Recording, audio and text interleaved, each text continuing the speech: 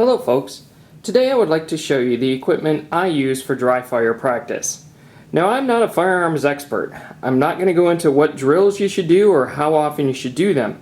I am simply going to show you what I use, what I like, and what could be improved. To start, you use a laser source and target. First, the laser source I use is from Laserlight, and it's a 9mm cartridge. Laserlight makes these in multiple calibers, so if you have multiple firearms you wish to practice with, you will need to purchase multiples of these. Laserlight also makes several different types of targets, as well as some laser emitter blue guns. But I like the cartridge instead of the blue guns, as it allows me to practice with my actual firearm. Laserlight does have a couple of competitors. The first is SureStrike. Their solution is a little different in that you buy a base 9mm cartridge and then collars that fit around that 9mm cartridge that allow you to use the laser source with 40, 45, and 12 gauge firearms. I do not have a SureStrike to compare my Laserlight to, but I went with the Laserlight based on the reviews I read on the internet at the time. The other competitor is the SIRT pistols, but these training devices mimic the Glock platform. As I do not own a Glock, those would not work for me. So back to the Laserlight cartridge. On the back is a small rubber button pad that your firing pin makes contact with to produce the laser. I've read about these getting beat up over time, but Laserlight sells a replacement for $10. So a couple of things you should notice about this cartridge. It does not work with rimfire firearms or revolvers, but it works great with my double action, single action pistol. The rubber gaskets keep it from marring up your chamber. There is no lip for your extractor to grab, so it stays in place until you tap it out with a pen or pencil. Striker fire folks may need to rack their slide between shots, but for hammer fire, double action folks, these little guys are great. It runs on several small watch batteries that you access by unscrewing the back.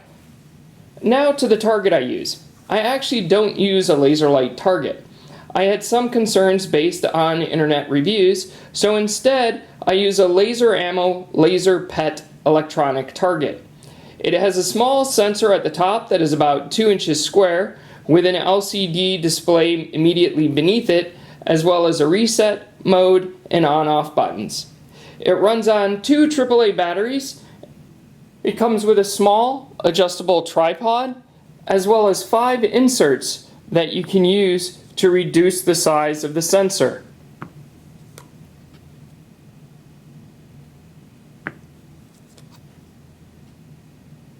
There's a small 1/2 inch one,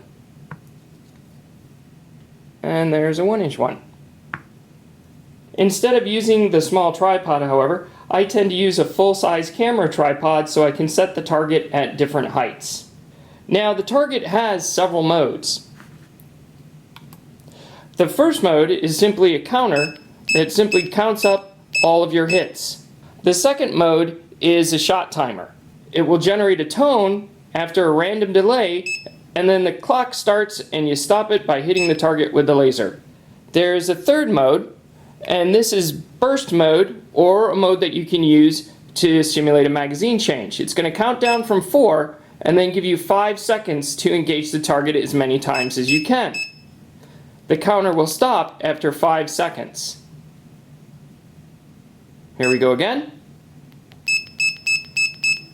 During this time frame, you could do a draw, or a draw from concealment, or simulated magazine change. The final mode is a split timer. Your first shot will engage the clock, your second shot will stop it. So there's the first hit, there's the second hit. So you can use this to train for follow-up shots. So this is my system that I use for dry fire practice, a Laserlight cartridge, plus a laser PET target, and then one of my camera tripods.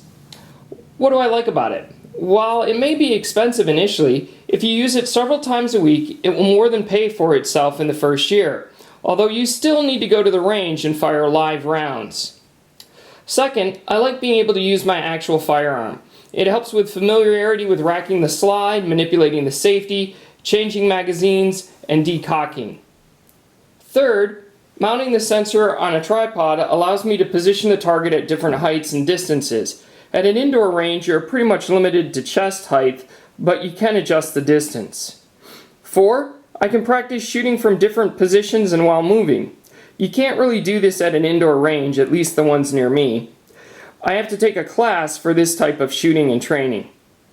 5, I can also practice drawing from a holster, whether open carry or concealed.